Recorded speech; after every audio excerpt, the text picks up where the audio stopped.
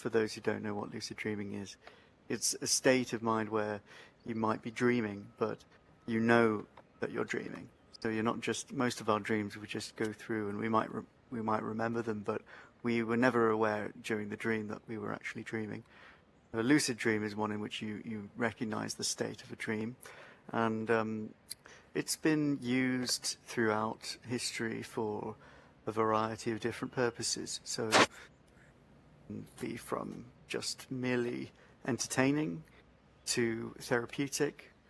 So, in a lucid dream, if you recognize the state of a dream, then you can, for example, decide to change the context of the dream. You might decide to stop doing what you're doing and do something else based on the knowledge that the world around you is not a real world. It's like the world itself that you're in is a reflection of yourself, or the perceiver and the perceived are coming from the same sort of place, which is your brain, which is lying in some other reality on a pillow asleep somewhere. And so that knowledge can give you quite a lot of power to have fun, whether that's decide to go flying, or meet people that you want to meet, or do things that you want to do, or indeed could be somehow therapeutic. So you hear of sportsmen and women using lucid dreams to practice their running technique or their swinging technique or whatever it may be. Or people overcoming stage fright, for example, by doing performance in lucid dreaming or something like that. And then there's also a more interesting use, which I think is fascinating, which is that in the Buddhist tradition, especially the Tibetans, but not only the Tibetans, they've long used lucid dreaming to deepen their meditation practice. And there's a sort of, I guess there's this kind of analogy of the lucid dream state with the waking state as sort of perceived through the philosophy of Buddhism, in that in Buddhism you're trying to sort of wake up to the true nature of reality. And in a dream state, if you want to become lucid in your dream state, there's a metaphor there, because you're trying to become aware of some fundamental fact about the environment and existence that you find yourself in. And because the lucid dream state is already, your brain is kind of like, in an altered state, it can be a very powerful place to do spiritual practice or meditation practice. And so there's, the earliest writings about lucid dreaming are from Buddhist texts, specifically around practices involved in meditating in lucid dreams, or doing other practices which engage with meditation or the Buddhist philosophy. So, I'm really fascinated by that, and there's a few books out about the connection of Buddhism to lucid dreaming. But there's also some recent studies around the use of lucid dreaming in relation to virtual reality. So, for example, people practice certain techniques or strategies to improve their chances of getting lucid dreams. So people have investigated whether virtual reality could be used as a tool to help people to achieve lucidity. So one such example of something that people do is to, during your waking day, is to set up regular times when you remind yourself to ask yourself the question, am I dreaming? And to question your reality. What's the nature of my reality right now? Am I in a dream, or am I not in a dream? And the theory is that, if you do that enough, then you get into the habit of doing it. And then when you're in a dream, and you don't know you're in a dream, then you'll eventually dream of asking yourself this question. And see, then the answer will become yes, and there's various tests you can do in a dream which give you quite unambiguous answers as to whether you're dreaming or not. You can test whether you're in a dream.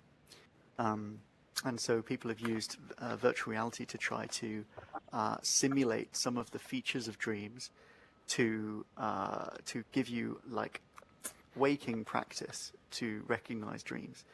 And in fact, I made an application a number of years ago now that wasn't in virtual reality, but was just a desktop game in which you're supposed to walk around the environment and try to notice if there's anything strange going on. The environment consisted of sort of many colored shapes and things that you had to walk around and through. But the specific feature of this virtual environment was that whenever an object went out of your field of view, then it would change to something else or disappear and move. And so as you're walking around, the whole world is constantly in flux. There is no objective reality to it outside of what you're paying attention to at that moment. And that is a feature that's very much replicated in dreams, which is why, in order to test whether you're dreaming or not, one thing you can do is to read some text in the dream, if you find some, or read a clock in the dream, and then look away from it, and then look back and read it again.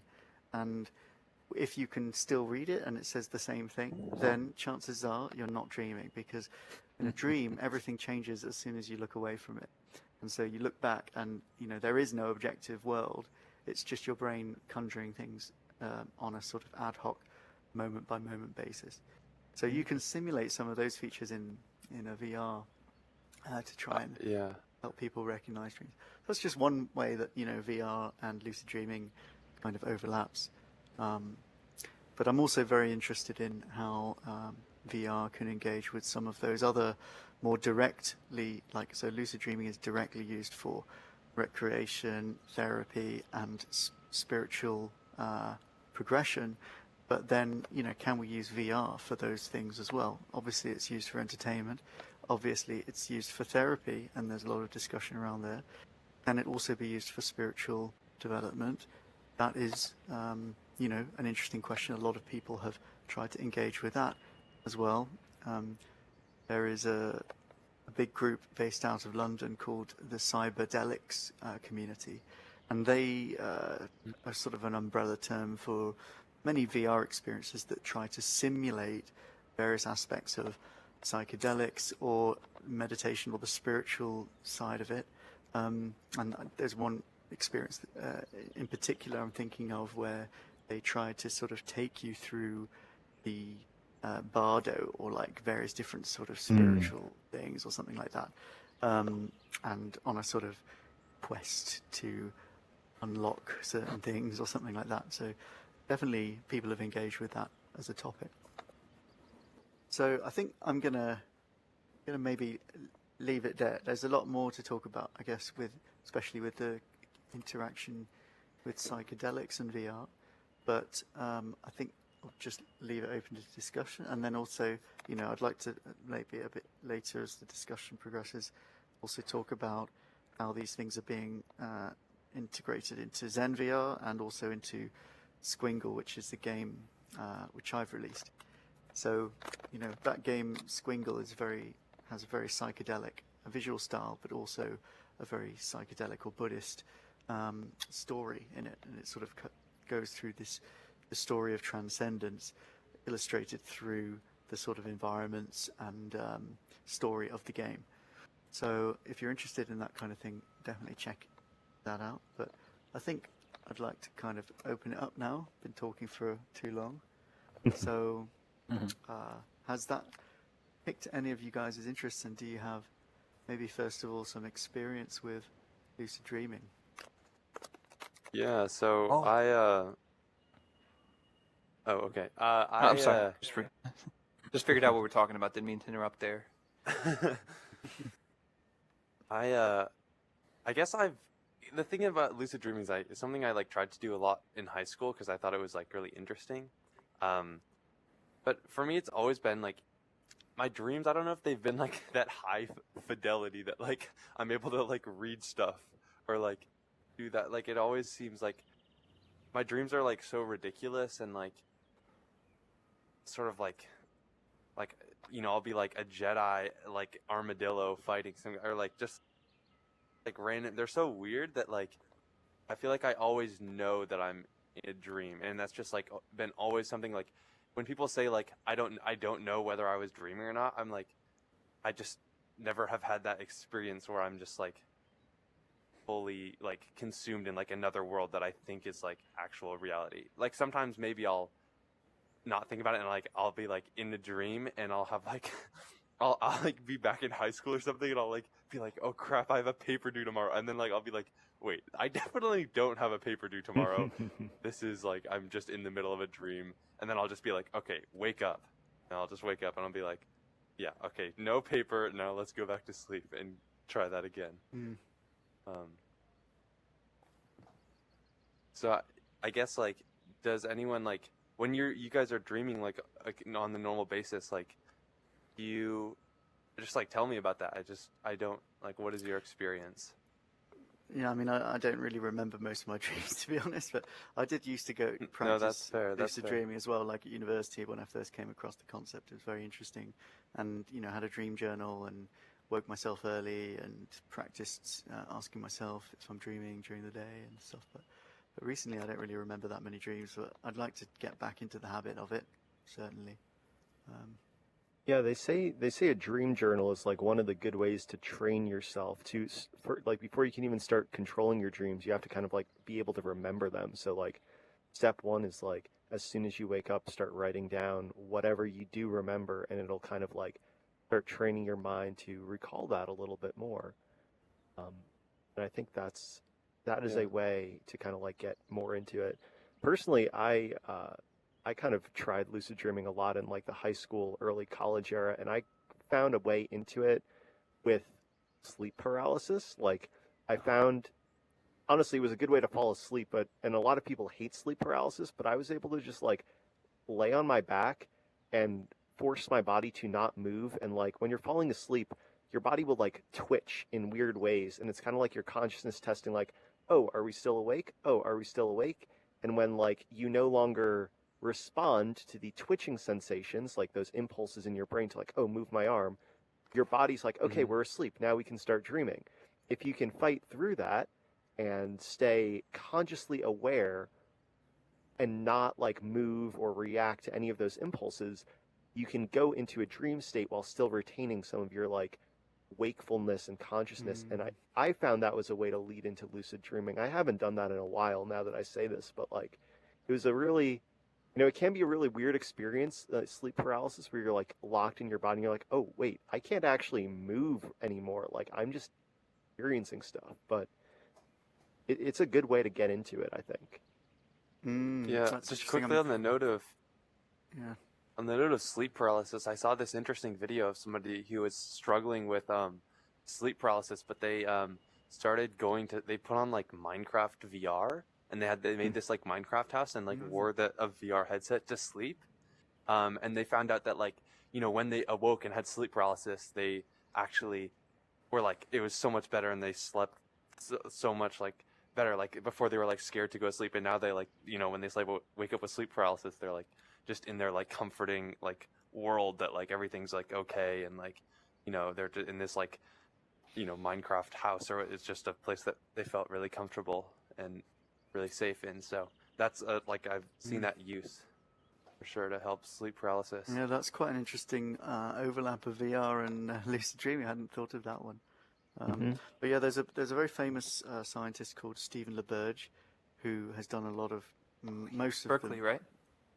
Yeah, that's right. I think. Yeah, I read his book. Yeah, he's got a seminal classic called Lucid Dreaming. That's kind of a manual for how to induce lucid dreams. Hello. And yeah, one of the methods is this wake initiated lucid dream, as you've kind of It's spending described. time on my It sounds like you avatar. found your own way into it, Matt. Yeah, which is so I really looked at the interesting. block. Yeah, it was You're it was cute. weird because like I think a lot of people are very Cylinders.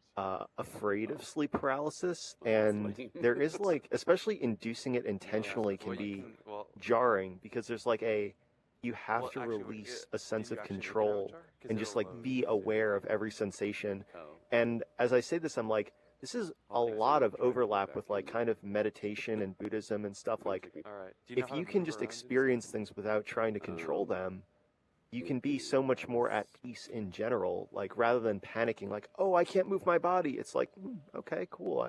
I'm just going with the flow. Wherever this takes me, it takes me. And I think that meditation, probably that not only that effective letting go, but also the concentration that you can build can help you to initiate those lucid dreams from a waking state.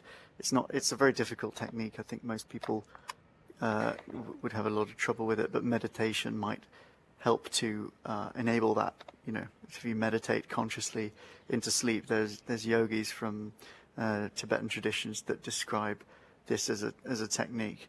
So not only can you remain conscious as you fall asleep and then enter directly into a lucid dream, but you can also remain conscious as you go from a dream state or from a wakeful state into other dream states, so that including deep sleep. So you can have lucid deep sleep, which is completely dreamless, but you can still be conscious of the fact you're in deep sleep, which I think is super fascinating. One of the things, obviously, we've covered a little bit about how to induce lucid dreams, and you know, there's books written about that, and they're worth reading, and it's exciting to explore. But another aspect is, once you're lucid, what are the most interesting things to do with lucidity? What are the most interesting things to do with a lucid dream? You know, obviously I've talked about a few, but you know, I'm interested in other people's thoughts on that. Like, what do you think is the most interesting thing you would do with a lucid, if you knew you were dreaming?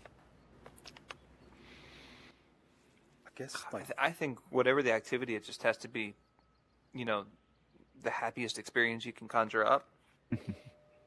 I mean, whatever that is for you, right?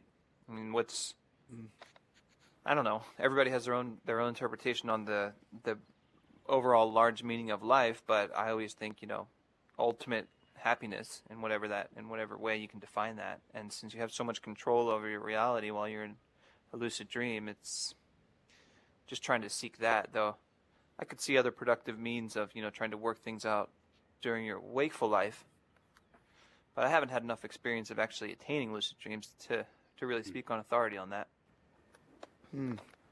Yeah, that's really interesting. I never thought of that, using happiness as an object to try to cultivate in a lucid dream. That's a really interesting concept. Do you see it more as, like, you know, utilities or to be productive in some way? I mean, yeah, I think that it's, to begin with, you want to start with stuff that's doable, because, you know, some things are more difficult than others to do. So, you know, going up to someone and asking them what it's like to be a dream character in a dream and seeing what they say, or trying to go flying, or once you can fly, trying to fly through walls or objects to see what's inside them, trying to go into a specific space of your desire. So, like, it's very difficult to just click your fingers and make the world turn into a desert or something. But if you find a door and you imagine a desert on the other side, and then you open the door, you can actually go into a desert that way. And so there are some techniques to do things like that. And people have documented a lot of these things. But then, you know, then there's more higher things, like one of the most interesting things that Stephen LeBurge suggests in his book on lucid dreaming is to ask the dream to be taken to the highest, whatever that might be, and obviously your mind will manifest something to that degree. And can be very fascinating to see where that leads. I've done that a few times successfully, and it's created some very, very interesting, sometimes kind of ineffable or difficult to describe or remember experiences, but nonetheless are very profound. So yeah, I would say that's one of the most interesting things. I was going to say, have you ever had it where obviously you wake up from a dream and then you almost want to go back to sleep to try and get back, because you remember what just happened, and you sort of try and get yourself back in that dream, and sometimes you can and other times, like most of the time, you can't. But perhaps maybe it's like that lucid dreaming where you can actually sort of control your brain and get yourself back into that state, and remember those things. But I assume it probably doesn't look the same way it did before, because like you said, when you look back at the clock, you know, the clock's different to what it was before, but your brain's tricked into thinking it's the same. I don't know. Yeah, I always have trouble going back into a dream that I've been really enjoying. It's one of those annoying things sometimes, isn't it? I wonder if there's Oh, also like sort of state-specific memory that sometimes you'll have a recurring dream, but you'll feel that it's recurring, but maybe you don't remember it until it recurs again, and maybe it's because you've had it before, or maybe it's some sort of illusion like deja vu or something. Yeah. yeah, I've had dreams that I thought I've had before, and I was like, oh, I've had that before. But then, like, on further thought, I'm like, maybe I just didn't, and I'm just my mind's just playing tricks on me, Hallucinating it. Yeah. Deja vu Yeah. in a dream. That's wild. And also, it's been like, what was I gonna say? I'll come back to me. If you're awake, And, are you awake? and Swagger, did you have something that you wanted to add Pinch before? Oh, me. Yeah, I thought you started to say something and you didn't get a chance Well, to. yeah, I think I haven't had the chance to have lucid dreams, but I certainly had some dreams where I don't know the difference between reality and a dream. Like it feels very real, and then down, I don't know, a couple of months later, I think I remember. I think instead of having that dream, it's just something that I remember as a fact, not as a dream. So I've had those mix of dreams that later, as time passes, become confusing. But I would really like to try it out, like the lucid dreams. And I think VR is a great tool because sometimes when we are in these environments, it feels, it's not real, but it feels kind of like a real experience.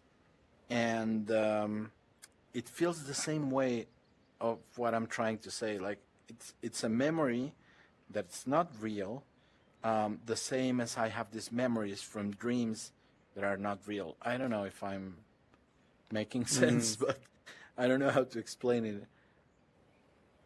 Yeah, no, that makes sense. I follow. It's kind of funny because Yeah. VR often seems like it could be a dream, like I'm Yeah. sitting around talking to like floating heads, and there's a cube person with talking, and I so- found myself sometimes like trying to remember sensations. I don't know, like trying to remember, oh, I can remember I was in this place, and then I try to remember, and I realized that I was in a virtual space in an impossible situation, and I'm like, oh, this is weird. It's kind of like it's blending sometimes with my memories of reality, which I think it's interesting because VR actually helps us to have these altered states of mind, which it's very interesting to me. I would love to blend it with, I don't know if trying to, for example, using cosmic flow, for example. I've tried to meditate and I have actually achieved some states of the mind that are interesting. And maybe I'm going to try falling asleep to it and see what happens with my thoughts and trying to be aware that I'm trying to fall asleep and I don't know, experimenting a little bit. I think that's a really interesting, point is how we can use VR to stimulate or work with these kinds of states of minds. In a lucid dream, obviously, maybe you can use VR to help to practice lucid dreaming or induce lucid dreams. But you can't. It's hard to use VR in a lucid dream because your eyes are closed and you're dreaming. But then on the other hand, if you're under a psychedelic experience, and they've done brain scans to find that, like, especially under the influence of DMT, the brain waves are almost identical to when you're in the dream, in the REM dream state. So, but people are wide awake when they're when on DMT. So you could conceivably stick someone in a VR experience, and at anyone Stanford, done that here? I'd love to try that. Yeah. There's a lot of research at the Johns Hopkins University where there's been a resurgence in psychedelics research in the last 10, 20, 30 years. And Yeah. they've, I just found this really good Spotify playlist, which is their psychedelic therapy playlist. So they Oh, use wow. music to help to create favorable and therapeutic experiences when people are on psychedelic drugs. And it's, a lot of very classical instruments or Eastern instruments, very, very nice, just quite relaxing music, nothing too jarring. But the point is you can use mediated environments, mediated experience through music to engage and curate an experience in some of these kinds of states. So the question is, with virtual reality being so much more immersive, you're controlling the whole visual field, it's interactive, what more exciting or interesting states could we put people into by curating their environments? And, how should we curate their environments to create the most favorable states? I And- think following up on that, there's an interesting thing that I feel when I'm in VR.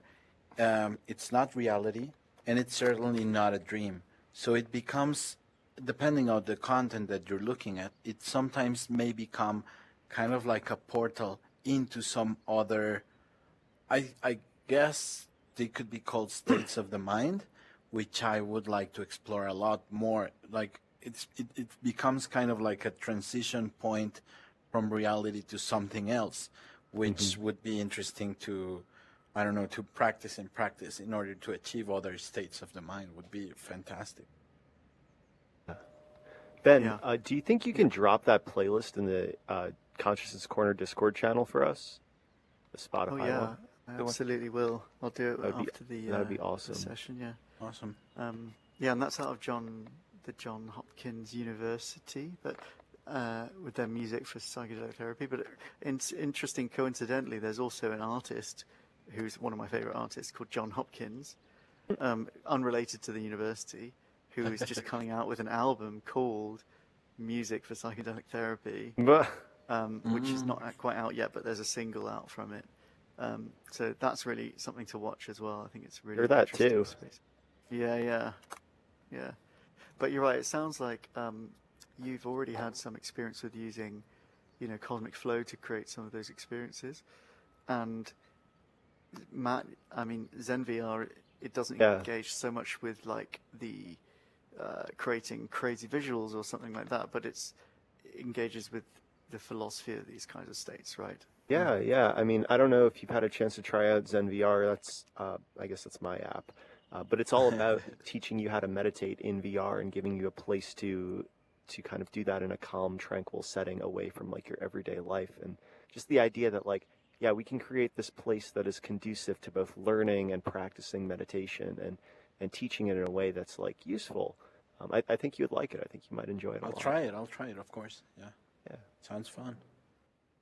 Ben, actually, to that point, you brought up this idea of Tibetan monks using lucid dreaming as part of their training. And I mean, it sparked some great ideas for me. I'm like, we should have a class on that in ZenVR as we continue to expand our curriculum. I mean, the idea is so fascinating because, right, like when you're lucid dreaming, the goal is to realize you're dreaming while you're dreaming and thus, stay in the dream. You don't wake up, but like kind of enact more agency over it. And maybe also you could say not stress out about the dream. Like if something stressful is happening in the dream, when you realize that you're dreaming, you can kind of like separate, oh, this is a dream. I don't need to worry about this that much. The idea of using that as training for like Buddhist practices is interesting because I think sometimes you'll hear, I mean, the Buddha is the awakened one, right? Enlightenment is waking up.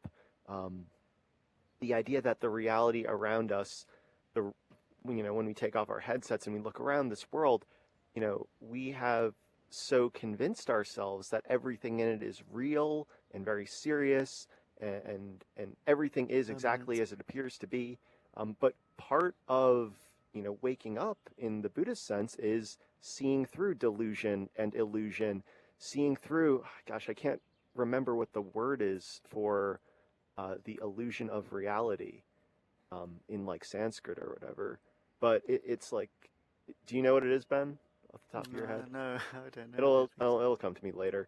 But like the idea of like, well, what if real life is like actually a dream. We're dreaming, but we're just so deep in the dream that we don't even realize it. And that when we say waking up to that fact, like, is kind of literally, not even metaphorically speaking, but literally realizing, hey, everything around me is an illusion. Everything around me is a dream. And, how does that free you in your everyday life? The same way in a dream, you're freed from stress when you realize it's a dream. In your everyday life, the same way, if you can come to that level of like true realization of like, wow, I see through it all. Think about how much freer you can be, and how much more like wacky and fun your life can be if you can exist at that level. Yeah, I mean, I think, in Buddhism, they make the very clear distinction that, reality is not a dream, but there is something analogous. Like, Yeah, in a dream, yeah. in a dream, the world around you and you, it seems separate until you recognize you're in a dream, and then you know that actually there is no duality between you and the world of the dream. They're both coming from some brain which is asleep in some other reality on a pillow, and when you're awake in the real world, it's not that the world doesn't exist, but the way we see the world is a delusion. So the way we see the world is like in a dream where you see the world as an external, separate from yourself and completely independent, when actually it's integrated. So in the real world we have the delusion of the self. We connect and identify with things which actually aren't self, because in the Buddhist intuition, no phenomena has the quality of self, and no phenomena has the quality of being permanent, whereas we ascribe permanence onto things all the time. We don't recognize or see the impermanent nature of things, and we live as if things are permanent. That is another delusion that is broken, and there are several others within the Buddhist kind of philosophy, and an insight into those can have a very similar revelatory and intense sort of perspective shift, which is similar to the perspective shift that you get on that light bulb moment of recognizing that you're in a dream. It changes your relationship to the world in a profound way, and it completely changes the context of how you interact with it and with the people in it. And that is very similar to the Buddhist experience of having deep insights into the nature of these facts of reality. Yeah, I do want to say, like, I appreciate you, like, kind of separating out, like, I should be more careful when I say literally a dream and stuff, because, like, no, you're right. It's not supposed to be interpreting the real world as literally a dream. Just like, I think this is kind of one of the challenges that you find in discussing Buddhism, is like, the ideas are so, they're esoteric and abstract that the best that we can do is point to them with similar experiences and stuff. So sometimes they're like, oh, you could think of real life as being sort of like virtual reality. Like, you just realize, oh wait, I'm in a game, or oh wait, I'm in a dream. But none of these things truly 100% are accurate or capture the full essence of what's actually going on. It's just kind of a way of framing it that's really, really useful, because it's things we sort of already understand, Yeah. and can then like use that to spark that awakening, that jump. And I mean, would it be possible to create a virtual environment in which there is something about the nature of the reality you're in?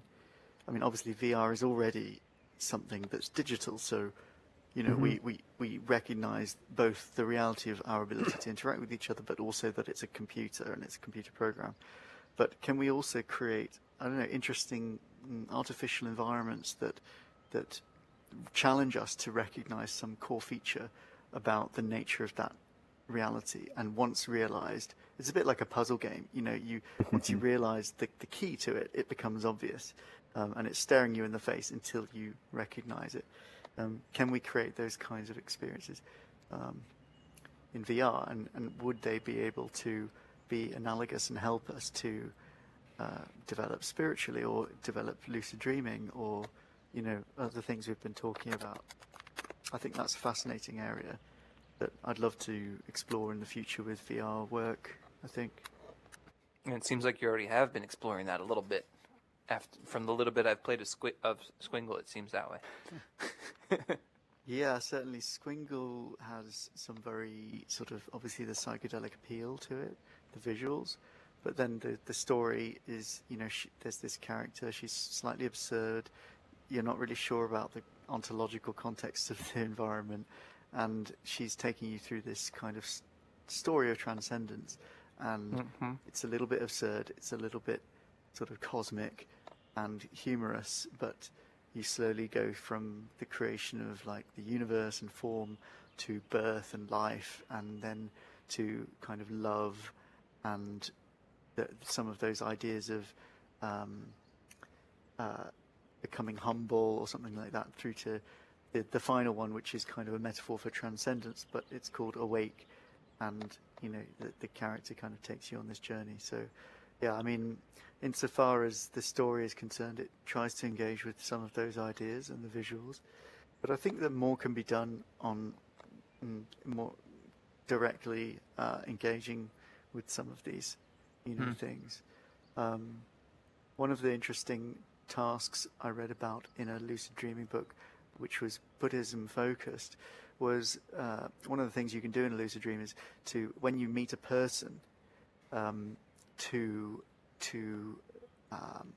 assume they are enlightened, and to treat them as if they are, and maybe ask them questions about it, and like that can create quite an interesting experience. I'm not sure what, because I've never actually done it before, but maybe we could do something like that in VR, where the way you interact with something affects how it manifests.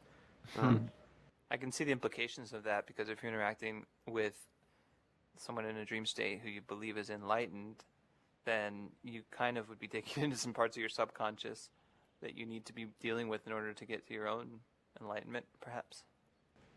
Yeah, precisely. I think that's kind of the idea of it. And like, if you ask a dream to take you to the highest, it's like your subconscious kind of knows what that means for you at that moment and manifests it from under you, kind of thing. Almost like, and it almost encourages you to open up, and that opening up then manifests in your environment. In a similar way, like you were talking about scary experiences, like if you're being chased, one of the advice is, if you recognize you're dreaming, turn around to the thing that's chasing you without fear, because you know it's a dream, and do compassion practice to it. Wish it wellness, wish it happiness, wish it freedom from suffering. And the thing that's scary, that's chasing you, will transform into something beautiful or harmless or angelic even, or who knows. But it won't stay malevolent. That's for sure.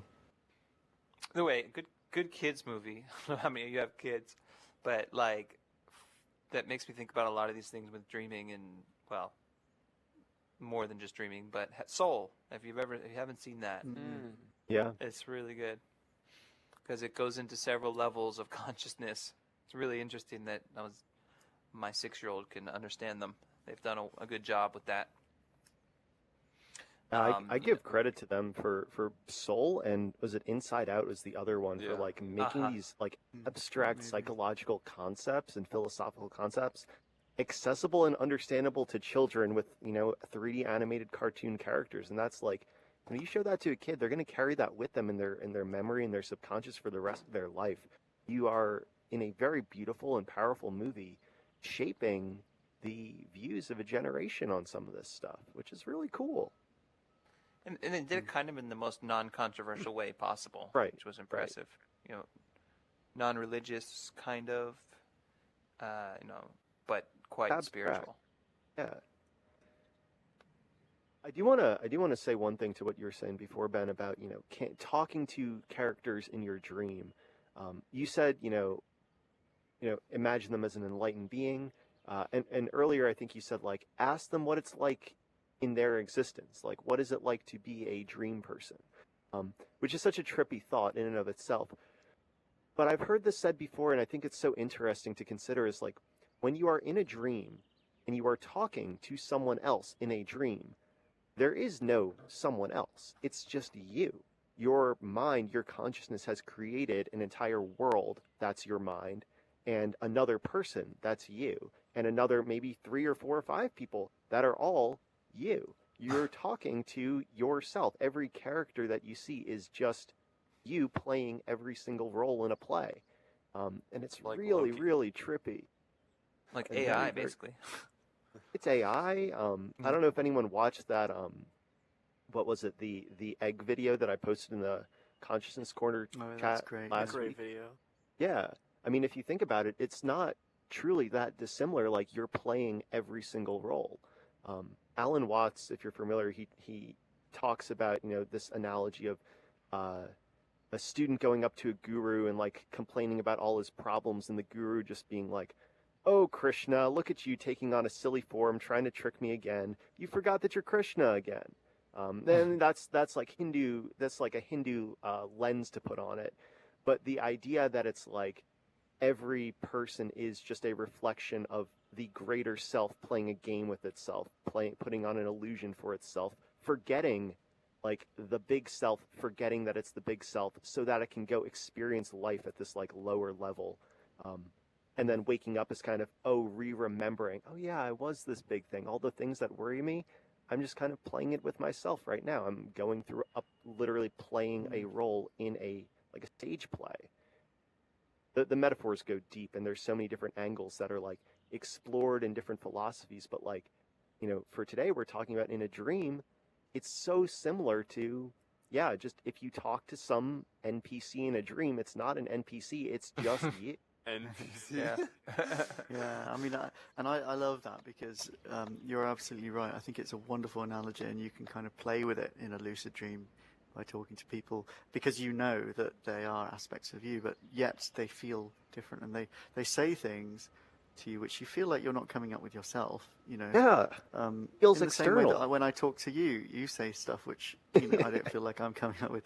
And one of the things I remember talking to someone in a lucid dream that was obviously also me, and I said, what's it like to be a dream character in my dream? And they were just like, what you? They just reacted as if I said that to someone in waking world, completely naturally. They're like, what are you talking about, Ben? Like, what are you talking about? We're not in a dream. Like, that's just silly. Oh, Or, wow. yeah, That's the so part of your brain that didn't want to believe my it. brain, the doubt part of my brain responding somehow. It's kind of Yeah. crazy how most people don't really remember their dreams, right? But we live what is it, like a third of our lives, and like in theory we're having like all these experiences and adventures like every night, but like we just don't remember this whole huge like portion. Mm-hmm. Yeah. Food for thought. I think that was what kind of hooked me in. What's the guy's name? Stephen Burge. Steve Uh, LeBurge, yeah. Steve LeBurge. Yeah, that hooked me in his book. I think he says that towards the beginning. It's real catchy material. He's basically like, why spend half of your life that you don't remember? Like right there, that's a great, like you just said it, Jack. Like that's the greatest argument to try to practice lucid dreaming. I think there's like, with the lucid dreaming, like we're talking about what you can do with it. And, Jeff, you're talking about like imagining somewhere like really happy or really happy experience and like bringing that into your lucid dream experience. It's this sort of sense of, I don't want to say power or control, maybe agency is a better one, a better way to say it. But like when things become like, oh yeah, I don't have like, I can do whatever I want. There's a sort of freedom to imagine, well, what do I want? Where can I go with this? What are the cool things that I can make happen in this space? And I think that there's like a real degree that like we can learn to apply that in our everyday lives. A lot of times people feel trapped or constrained and they say like, I don't know what I want, or like, I don't know what to do right now. Like, I always like to ask people the question, like, if you could do anything, if you could go anywhere, if you could do any profession, if you could, create anything as a hobby, what would you do? And then what's really stopping you from doing that? In a dream, it's nothing. And I think we actually create all these mental barriers in our real life that block us from pursuing justifications like, oh, I can't do that because X, Y, Z, when really, maybe we can. Maybe we should be imagining what our happy place is, what our ideal life is, what the things we want to do is, and then and then do them, make them happen. For sure.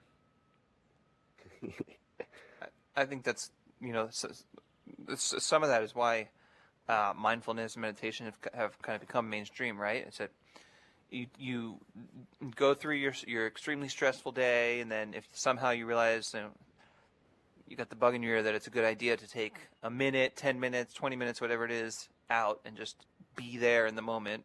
At least my experience was I had never really thought about doing that until it kind of became a popular thing, right? In Western society, anyway. And yeah, I think like what you said, it's really powerful to try to realize that if you were sleeping, you could do it. If you're awake, why not try to live a little bit closer to how you would want anyway, more than just the few seconds that you take out, get to that centered space. Yeah.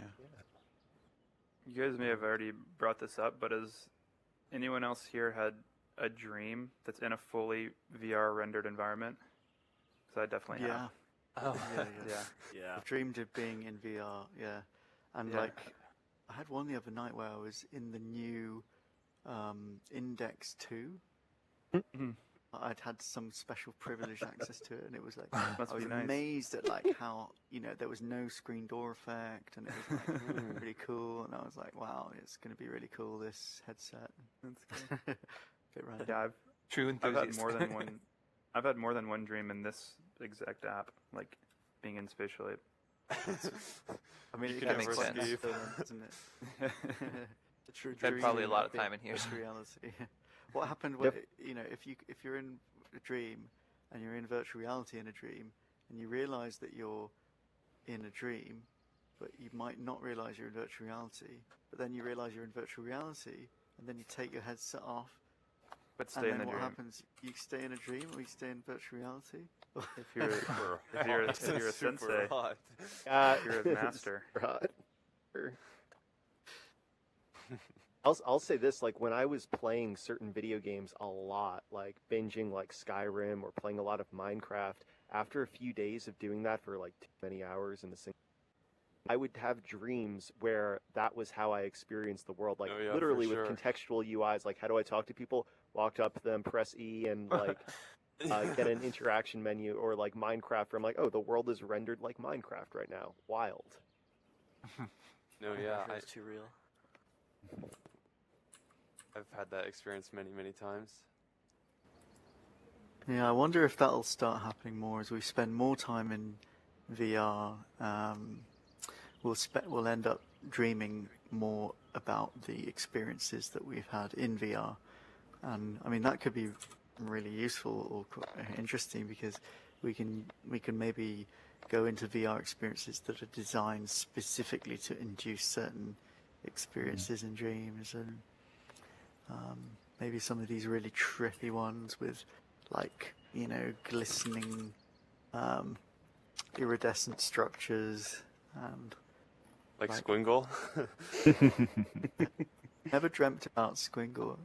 But, That's surprising, honestly, to me. yeah, Kevin over here is from Color Connect. I don't know if you guys have played Color Connect, but that is a very cool and trippy puzzle game in VR. It's on App Lab. And I always play that before bed, although I've never dreamed of it, but it's quite a dreamy game. Yeah, I think it's well. It's just I hadn't realised it was trippy, but I suppose maybe it's more just relaxing and just a meditative experience solving puzzles in space. And I think it just started out as something very, very basic. But just after playing it, I found myself in there for sort of 3 hours trying to fix these puzzles and draw these lines, and you just sort of get lost in the sort of mesh that we've built, and the different levels that we've got. It's just it's good fun. I also haven't dreamt of it, but I don't think I have. Have you ever posted about that game on so there's this subreddit called Rift into the Mind. Some of you are probably aware of it, but basically it's lots of people who are interested in the cross section between psychedelics and virtual reality, and they post a big list, like a mega list in the pinned discussion of all of the like psychedelic friendly experiences, or like experiences that are quite trippy or that people think would be fun in VR. And I think that Color Connect would be a really ideal game for if you were under the influence or something. You could probably post about it in there, I reckon. Yeah, no, I haven't. No, we haven't at all. I hadn't sort of thought about it in that sense, I suppose. Yeah. But it's absolutely something. I mean, I'll definitely do it after this. It's not a huge market, I'll admit. No, it's quite niche. Niche. Yeah. But I will say, I guess the topic for today's conversation, we're like almost out of time here, was psychedelics and lucid dreaming. And we spent almost the whole time talking about lucid dreaming. Maybe we'll come back and like explore that rift into the mind side of maybe the psychedelic side of it a little bit more, because I think there's a lot of conversation to be had there too. Yeah, I reckon so. And I mean, the thing is, I'm probably not the best person to actually. I mean, I know a little bit from personal experience and from playing around with these things and creating sort of music visualizers in VR and that kind of thing. But I think there are some people I know who would be much more authorities on that topic, which we could maybe try and get in here for the future. Because that's a huge topic. There's so much new research going on into psychedelics, and that's completely, the logistics and the legal framework around that has completely changed recently, at least in the UK, and I think maybe in the US as well. So there's the floodgates are opened on research and fMRI studies, and I think people are starting to use VR to engage with those things. One person I know in particular who's taken part in a lot of those studies and runs a media lab in London, he wanted to do like a VR app where you're manipulating four-dimensional objects, and to see how people in different states of mind interact with it, see if people figure it out quicker if they're, tripping or not, or something. Wow. I don't know, to test various theories of our spatial awareness on psychedelics. Yeah. So that would be like a there's 3D object that changes shape over time? Is that basically I'm not sure exactly what he had in mind, but he kind of approached me like for an initial chat about it, but nothing came of it. But yeah, maybe it's something I'll help him develop in the future. Some sort of, I mean, the idea of manipulating four-dimensional objects in three-dimensional space in VR is quite. There's a game cool on idea, Steam anyway. called 4D Toys, and it's Oh, basically that. Yeah, it's 4D it's been toy? around for ages. I'll write yeah, that yeah, down. I have heard of that. Yeah. I've really been interested in like the 4D stuff and like the like hypercubes and stuff, and I'd always been like in real life it's like, oh, there's no way to make that, but I hadn't even thought about like VR. Like you could literally sort of have that four-dimensional object projected into 3D like right in front of you. It would be really cool. Yeah, absolutely. Yeah. Yeah, Well, let's I think- definitely do that on another one, Matt.